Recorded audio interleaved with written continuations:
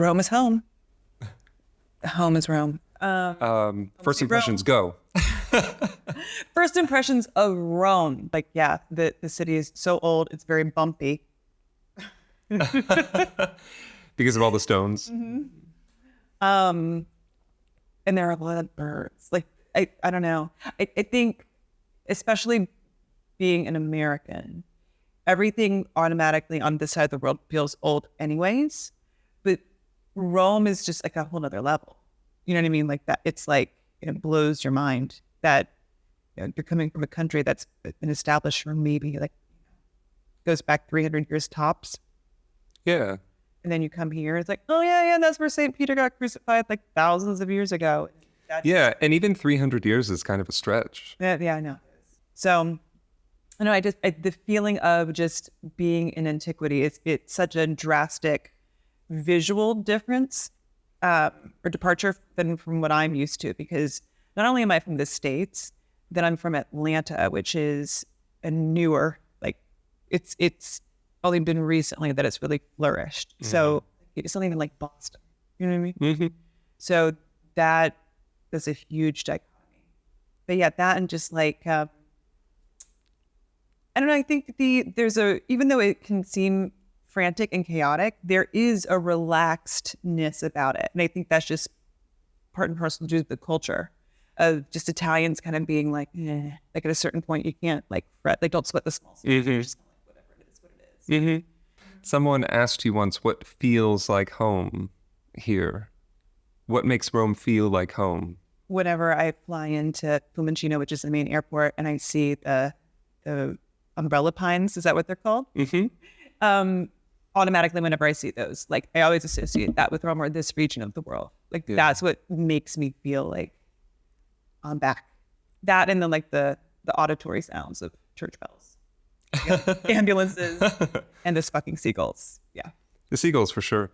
I love seeing the architecture here is just so different. Yeah. Because I moved here from New York, but I didn't grow up in New York, so I went from like typical Southern American style to super modern, really. And here, nothing is newer than the 1800s. I mean, they do have some newer things, but in general. I mean, they had a bit of like a bubble in like the 50s and 60s. But by and large, you're right. Like it's a very established city. And it's actually one of the oldest consistently populated or consistently like running cities in the world. Yeah. So, yeah. It's nice. You know what I think I noticed first when I was walking around is not only the cobblestones, the St. Peter stones. Oh, yeah. So those are kind of tough. Like you got to have the right shoes. Dude, yeah. And if you're riding a scooter, like be prepared. Yeah. Yeah. It's like talking into a fan.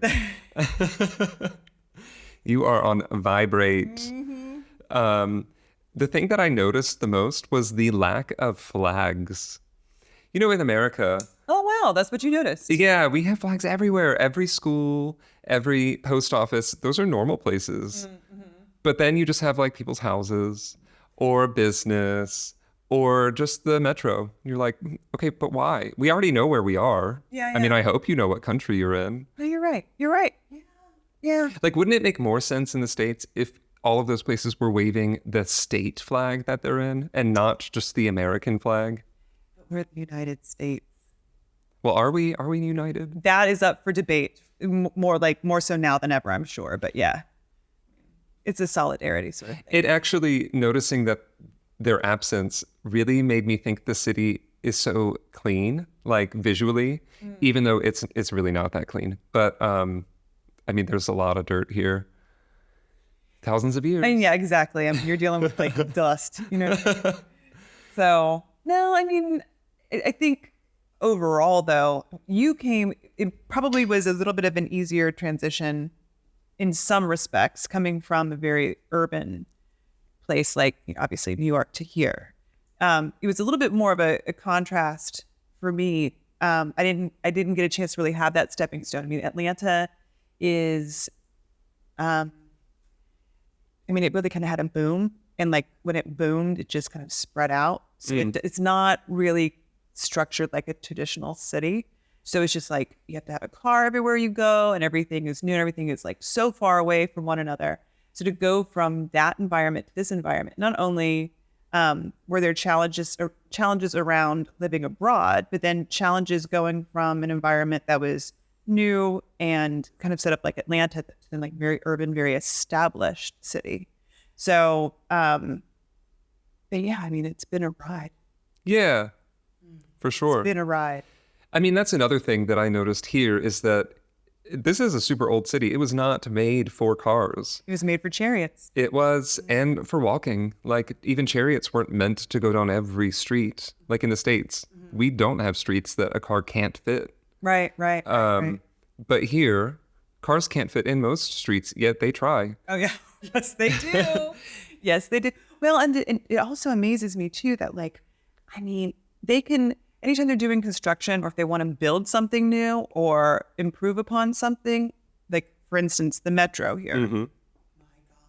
They're always running into something. Yeah. They were doing street construction. They literally had gone to fix some pipes on the road in front of me. And they found a vase.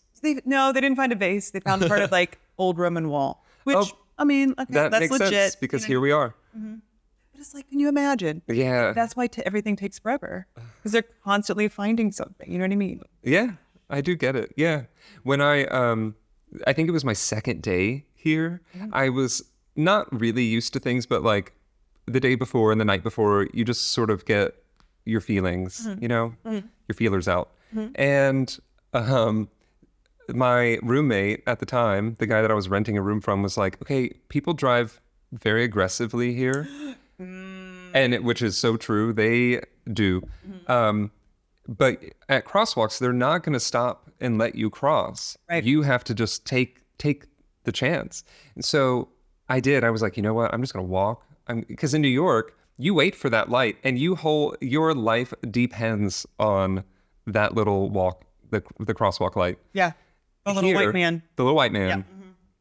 Yeah. Here, not every crosswalk has that because there's not a light at all of them. Yeah. But you can still go. So I just took the risk and I stepped out, and this woman, she came flying towards me. She was just texting on her phone, staring at her phone, and I sprinted across because she was not stopping. You know, like they do say they're not going to look like they'll stop, but they will. Yeah. And this woman did not. She passed the crosswalk, then hit the brakes and looked out at me and was like, "Oh, I'm so sorry." And I was like, yeah, I could have like died. Yeah, thanks, lady. No, it's so counterintuitive, right? Yeah. It's I remember my cousin telling me the same thing. He's like, listen, I'm not gonna stop for you. Just walk. Okay. And it's like I do it, and now I'm like really brazen about it, which kind of scares me because I have to like decondition myself when I go to other cities. Oh yeah. Gonna stop for you. But that's one thing. That also there are a lot of electric cars or alternative fuel cars here, so you can't really hear them coming. Yeah. Which is weird. That's too. a good point. Yeah. Which is nice to see. Like in a city, a densely populated city, you kind of don't want all the fumes and things. Like Yeah, I mean, Lord knows we get enough of them. Yeah. Yeah. No, that's a really good point. I remember that as well. Yeah. Yeah. But then also, I mean, there are a million things that I've had to get used to. But one of them was not being so reliant on Google in terms of not necessarily like directions, but you know, if you want to see where some place is or their opening hours, you can just Google it. And by and large, 9 times out of 10, it's pretty on par with the establishment. I cannot tell you how many times I have shown up to a restaurant or a store or whatever, and they don't exist anymore, or they're not open, or somebody just decided to screw off and go to lunch. Like, I know that has happened to me many times, especially, you know, coming from New York. Places are open 24 hours, not every place, but so you kind of have this expectation that there's something around that you can access, like whether it's a pharmacy, but I don't know, like whatever it is that you need, a restaurant of some kind. And it just really doesn't exist here. Like you can't be hungry at 2 a.m. No, not if you want like decent food. Absolutely Yeah. not. No. Yeah. And well, If you're sick, you better have some drugs in the cabinet because you're going to have to wait until morning. well, I came well prepared. That's the other thing too. I remember when I came over here, I didn't know what was going to be easily accessible and what wasn't. Because there are certain things in the States that we can get over the counter, not a problem. Certain ibuprofens or, I don't know, Robitussin, whatever. That's pretty standard. Here, the pharmacies are a little different. And you might have to actually get approval from a pharmacist before you're able to get that product or get a prescription, which is just so foreign to me. Yeah, and it's also foreign to have to ask the pharmacist for something that might be over the counter, or if there's an over the counter variant. Pharmacies here are just like little holes in the wall. They're not massive. They are just pharmacies. That is it. All you're getting is drugs. Yeah, that's it. And you have to go up and ask them. You have to announce what your problem is to whoever might be in there listening. And they might just say, no, we can't help you. Sorry, we don't have that. We don't have something for this. And then you're just like, well, I just revealed my whole issue to the world. You know what we're going to have to talk about in another, because this deserves an episode in and of itself, is the difference with medical that I noticed. That was probably within the first few months of me being here.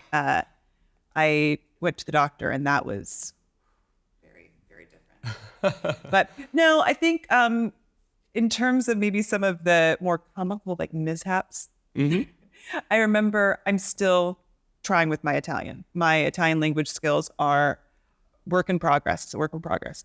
I remember it was really interesting for me to see, I had gone out with some friends to a region where my grandparents are from. So it's in the interior. It's not really well promoted touristically.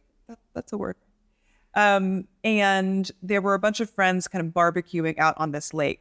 And it was really interesting for me to witness, because when I think of barbecuing or grilling out, there's a particular image that's conjured up, right? It's like you've got the grill, you're doing hot dogs, you're doing hamburgers. Johnny and his dad are playing football off to the side. You got someone's drinking a bud. Yeah. You've got your beer and everything. So this was it was no different. It was just like the Italian version. It was really interesting to kind of see that we are all very similar no matter where we are in the world. But instead of beer, they had red wine. And instead of doing hot dogs and hamburgers, they were doing pasta and sheep meat. So it's just kind of, that's really funny. Yeah. But one of my friends encouraged me to, because I'm trying to learn Italian, this girl, she's 5 or 6, she's trying to learn English. This would be a really good practice for you to, practice your Italian with her. So, do you know what bocce ball? So there was someone off in the distance playing bocce ball. And I asked her in Italian, I was like, what color are the bocce balls in English? Tell me. And balls is palle. Right. Yeah. But there are certain instances where you probably shouldn't use that. I literally asked a 5-year-old girl what color the bocce testicles were in English. Ooh. So foot in mouth. But what is the word then? Because that's what I would have said. I think it's kind of I think it has something to do with the giocare, to play. Ah, okay, a specific. That is hilarious. Yeah, I had put myself. I had tried to put myself, I got outside my comfort zone. I was really trying to practice, and there I was, and I was like, oh my God, this poor little girl's parents are gonna be like, all right, don't talk to that crazy lady anymore, That, and then there have been, I guess there have been a few other things that have been lost in translation throughout my God. Believe it. But I think just overall, if we're going to be more general about things, that's what I would concentrate on. And that's what I tend to notice when I travel, period, is how at the end of the day, despite what's going on politically, socially, culturally, whatever, there is a very common denominator amongst all of humankind. We're all kind of feeling the same emotions. We're all kind of engaging in similar activities. It's just we're putting our own spin on it, Yeah. When I first landed and I hopped on the train from the airport to the city center, I was just staring out the window I want to know what the landscape looks like. I've seen movies and pictures, but I want to see this in person and I want to feel whatever the feeling that comes up. People are. And I was just staring out this window and thinking, this looks exactly the same There's just a bunch of grass. There's some trees. There were the umbrella pines sometimes, but there was mostly farmland or some factories. Do you ever see those big mama jamma aloe plants? No, where? What? They're everywhere. Like they look like prehistoric Jurassic Park. Oh, you know what they aloe probably plants. are? I don't think they're aloe. They're called century plants. Okay, I'm sorry. I didn't realize. Okay, I am not a horticulturalist. They look like aloe plants.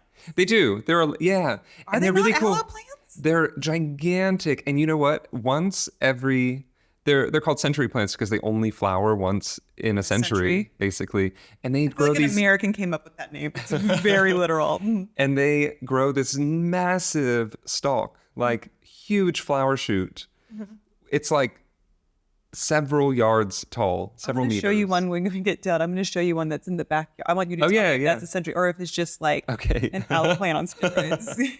Because I see those everywhere. That and cactuses. Cacti. Yeah, they are everywhere. I would say this climate here to me feels very similar to that of the American Southeast in that it is the summers are hot and intense. Yeah, and that's true. the winters are a little bit more mild. I would say that because we're further up on the globe, we get more of a balance amongst all 4 seasons. But I would say like this is pretty fucking humid. Like, and that's an accurate measurement. Fucking humid. Like it is like during the summer, my eyeballs melt out of my skin. Like it is pretty bad. But the thing is, that's kind of another thing that you acclimate towards. Like I've been here now for a few summers and I mean, I can survive without air conditioning. It's not pleasurable, but I can survive without it. And that's something that people hear. Like you realize, to kind of go back to the initial question, you realize just what you can do without. Yeah. Like You know you've what I been mean? conditioned, you've grown up in this condition. Yeah, you've kind of been like sold on this like bill of like you need all of these things. And it's nice to have that convenience on one hand, but on the other hand, like you don't need all the things. No, you don't. And you've grown up with them, so you really don't know life without them. Right. You don't know what Unless you're visiting grandma and she doesn't have an air conditioner. Right. Or Yeah. Well, just other people's attitudes. Like I think it's very normal to assume that people have the same sort of outlook maybe on a subconscious level that you do. Like, okay, well, if air conditioning exists, why the hell wouldn't you want air conditioning? right. Because they've never needed it. And then, I mean, if you ask an Italian, they're not always like sold on they don't think it's the healthiest. They don't. Yeah, they don't. So, but yeah, like air conditioning and clothing dryers and dishwashers and all of these things that are quite standard from an American household standpoint are not here. And that's just something that. Well, they traded all of that for the bidet. But did you bidet? But did you bidet? I feel like that's the beginning of a rap. But did you bidet today? Yeah, I mean, even going down to like appliances, right? Yeah. In the bathroom, in the kitchen. That is something that I wish something you could have been a fly on the wall and you would have had so much entertainment had you seen me the first week or so that I was here. Because, you know, when you're visiting, when you're just kind of coming over and maybe you're in a hotel, you're getting a taste for what it's like, but you're not really getting the day-to-day. When you get into an apartment or a living space and you are living your day, you are going about, you are taking the public transit and everything else, you start to notice other things that initially maybe you didn't. And like, I don't know, certain things like the blinds outside. I couldn't Yeah, those figure roll that out. down shutter things. Yeah. Some apartments have automatic ones, which are easier, just like a touch of a button. Other ones, you have to pull this pulley system. I didn't know what that. You have the pulley system. I didn't do physics in school. Never worked at a construction site. Absolutely not. And even the stove. I'm used to like a gas stove. You just click it on and bada bing, bada boom. With the stoves that I've worked with here, you have to press a particular button. You have to make sure the gas is on, yada, yada, yada. And again, because it is so standard for them and it's such a nuance, nobody really thinks to tell you. They don't think to tell you these things. Nobody like in your circles thinks to tell you these things. No, because it's so normal to them. So it's just kind of, what is it? trial and error. Yeah. You know, the pulley thing for the shutters, my first bedroom had that, and it was so bright. You know, like you're trying to get past jet lag, but like sometimes you just have to sleep in. So I was trying to close them with the pulley thing, and I like did understand kind of how it worked. Like I pulled it and I let it lower, and I could not figure out how to get it back up. And it turned out that it was just broken. But I sat there for a good 20 minutes, just like tugging on this little seatbelt thing, you know? Like, all right, it's gonna go up.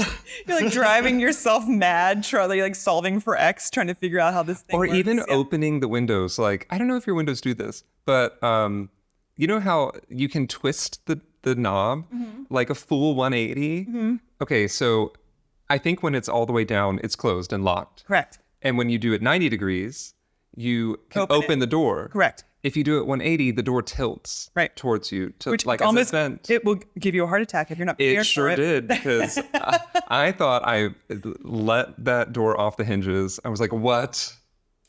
Yeah. That and you know what? I've noticed a difference in the UK with this when it comes to the bathroom and the shower stall. First off, I feel like the UK, I don't know, you have to like get up and climb into the basin. And then they have, for whatever reason, they have a partition that separates. Do you know what I'm talking about? Like it's so if you're taking a shower in like a shower tub, right? They'll have a partition that comes halfway down the length of the tub, which fucking sucks. And you can't convince me otherwise, because then I can't use the length of that tub during my shower. Also, when I'm taking a shower, I want it to be nice and like hot and like I want all of that. And you're just letting half of it escape. Yeah. Ugh. So in Italy, they're not much for shower curtains. No, they're not. It's so weird. I have one of mine though. You do? Yeah. I mean, I didn't. Listen, it was a coincidence, and that's why I love this apartment. But they have like a lot of doors, and like the showers are a lot smaller. So I've had to learn how to like showers. make myself small. It's like tiny homes, tiny showers, and yes, like again, the bidet is standard. It is standard. Yeah. But you know what I've noticed, and I actually kind of like it. It took me a little while to get used to, but they're not really so wasteful. Like I feel as an American that I'm very wasteful, and I've gotten over some of it. But like with the shower, we like to just let the water run. You know, like you get in and it's the right temperature. You wait for it to maybe get even hotter, and you just let the steam come and you do your thing. You take maybe a 15, 20-minute shower, but here they take like 7 minutes. Right, because you have usually in the showers here, you've got two shower heads. You've got one that's up top that we're all used to, and then another one that is mobile. That the a lot of handheld people, the handheld one, that a lot of people will just like they'll wet themselves, they'll lather themselves, and then they'll rinse themselves off with it. Yeah. I think showers are more viewed as like a utility. Yeah, versus as opposed to a pleasure.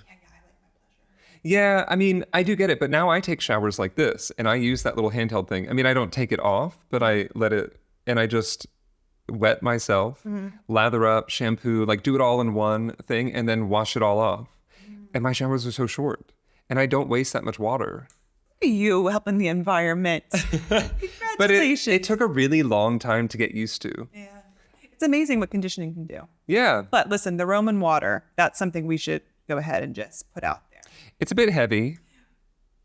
It doesn't really lather. And you brought that to my attention. Like it prevents a lot of lathering. So when it comes to, washing standpoint, it can be a bit of like a bitch. However, drinking wise, amazing. Yeah, it is delicious. And you can get it's free everywhere throughout the city. Yeah. So anytime you see one of those little fountains, it's not, I mean, it really is like, hello, the Romans were one of the first to do the whole like aqueduct thing. Yeah. They know how to pump water in, you know what I mean? That water is good. And it comes in handy. And it's cool too. Like even on the hottest days in the summer, that water is cold. It's nice really on those summer days. Yeah, it is. Those little water fountains, nasone, because they look like noses. I didn't know what they were at first, because it's not like there's a sign around that says like, come drink this water. That I feel like that's a running theme. Yeah. Yeah. And like there's not going to be an alert or any sort of signage for anything. So And this is why we're helpful. And I noticed that in the States, we have water everywhere. Like there are water fountains. There are water fountains in all of the schools or outside or in the parks. You can get water. There's like water is available. Well, listen, let's cut the crap. Like half the time when you go to a public fountain, Are you going to use it? well, the water doesn't even rise up above like No. an inch. It's just like all hugging the little mouthpiece. And you're not It's so going to, fucking gross. please don't No. drink water from that. You know, there were kids, I remember even being younger, like I would like suck on the mouthpiece and me being like in elementary school thinking to myself, you're gross. Yeah. I had like enough common sense being that young to be like, That's disgusting. Ugh. anyway. Yeah. Well, I don't know. I just had this feeling that in the States we have water so available for free. And here I didn't think that it was because I didn't know what those things were. And they're not everywhere. They're not on every street, but they're Pretty they're common, around. Yeah. And it took a while, like several weeks or maybe a couple of months, but somebody finally told me, you know that you can drink this water. Furthermore, do you know if you put your finger at the end of, so there's like a spout, you can fill up a water bottle or whatever. But if you want, Wash your feet. you can wash your feet. I mean, I've seen lots of stuff happen with those fountains. But if you want a quick drink, all you have to do is plug the end of it with your finger, and there's another little mini hole on the spout that will kind of shoot up, and that allows you to drink So the water. clever. Right? It's really clever. Go Romans. I know. And just speaking about appliances in the kitchen, because we're sitting in your kitchen at the moment. I know. The thing that amazed me, like probably more than anything, this is so trivial and really stupid. Violette? No. It's that they have a drying rack built into the cupboard. Oh, yeah. That amazed me so much. Because I know that big appliances aren't so common. Like you're rarely going to find a dishwasher here. So you have to wash them by hand. And in the beginning, I'm not like going through every cabinet, right? So I had to wash my plates and I was like, I guess I just like immediately dry them. Doesn't that get the towel all wet? This doesn't seem, I feel like there's a better system than this. And I discovered the drying rack inside. It's the best invention. Why don't we have this in the States? I wish I could have been there when you like found out. It was probably like made your day. Well, also because living in New York, I didn't have a dishwasher. So I did wash everything by hand. So I already knew how to use the sink, how to do the dishes, how the system works. But here, even that's a little different. Right? Dishwasher. Sorry. I know you do. I would love to have one, but I don't. Yeah. Well, I thought you were going to talk about the mocha and the bialetti, which is so in Italy, just coffee is a thing, in case you guys didn't know. And culture, in terms of the way it's consumed and the way it's made, it differs greatly from that of the States. They don't do filtered coffee here, but every Italian household has a thing called a mocha. There's a brand name called Bialetti. Am I saying it correctly? Bialetti? Bialetti. That essentially is a little device that you put on your stove. I have had to get one that you plug in because every time I've had one that's supposed to go on your stove, I've inadvertently somehow managed to burn the handle. So I just learned my lesson, cut my losses, and decided to get a plug-in. But anyway, yeah, there are a lot of differences that, slowly but surely you find out and you kind of navigate through. Yeah. And before we wrap up, just a couple more things in terms of what you might hear that's different that I'm still not used to it. Like the sound of the sirens. They're so much higher pitch. They're way higher in pitch here. They're very whiny. It's also because of the public health care. Like a lot more people are taking ambulances. Yeah. But in New York, I think maybe this is why, because I don't really know what they sound like. Like police sirens, none of that. I don't know what that sounds like in North Carolina anymore because I haven't heard it in a really long time. But in New York, several years ago, they updated them because people just wouldn't get out of the way. Like you're so used to the sound that It became you're like just white noise. Yeah, it Literally, did. yeah. So they created like a bass that booms the street, like it vibrates the street. So you feel it. you hear it, but you also feel it. So now I'm really used to this like heavy bass siren. And here it's just like this really whiny kid's toy. Yeah. Yeah. Yeah. Mm-hmm. And I concur. phones ringing, like on the other end, the phone sound. It's not like the sound, the sound of the phone ringing in the States. I am really glad because you're picking up on things that I haven't picked up on. I'm sure there's probably a few things I'm going to fling your way that you've not noticed. This is why it's important to share this information. You know what I mean? No, but you're right with the phones. It's it's different. It is different. And it kind of reminds me more of when there's like a busy tone. Yeah. So the first few times I was thinking, is this it? Do I hang up? I don't know what I'm listening to. Yeah. Also because Did I just fax somebody? What's right. going on? Yeah. What is this sound?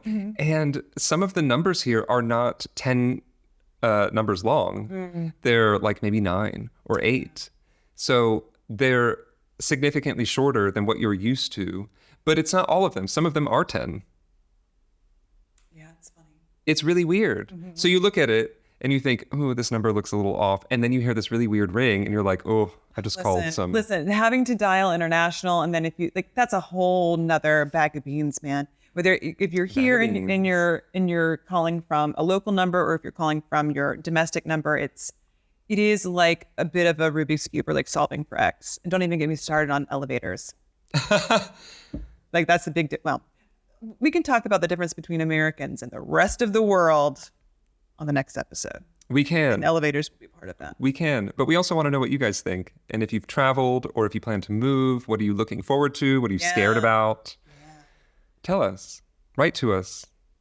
We'll help you out. Bada ping, bada boom. Bam, bam. And did you bidet?